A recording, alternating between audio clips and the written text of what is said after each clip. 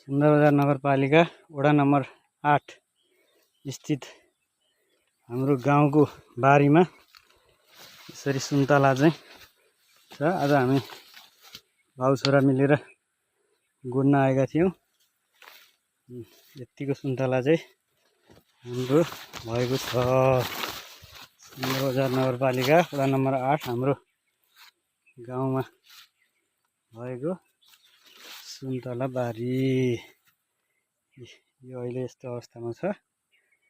यसको अहिले पनि फुल खेलेको थियो, तर हामीले यसको फुल टिप्यौँ।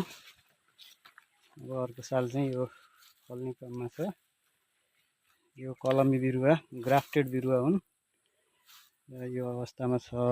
यो सुन्दरबजार 8 मा नै हाम्रो समूहबाट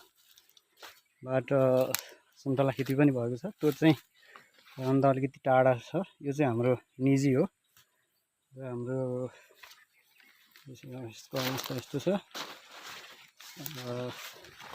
यो चाहिँ अहिले यस्तो छ। यसमा चाहिँ दाना पनि लागेको रहेछ। अब यो दाना चाहिँ दानाले गर्दा बियोट ठुलो हुँदैन, त्यसैले यो दाना फाल्नुपर्ने हो, तर यो फालिरहन्छ। यो बोट चाहिँ यस्तो छन् अहिले। आज करिब 2 घन्टा हाम्रो बाउ छोरा यसमा चाहिँ खटियो।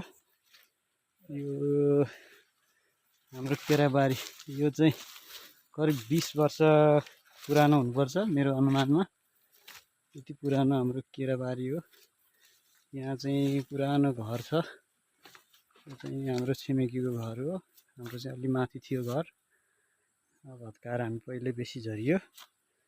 अब तर गाउँको मायाले गर्दा अब म भरतपुरदेखि पनि यहाँ आएर सुन्तलाको गोडमेल गर्ने काम आज गरेँ।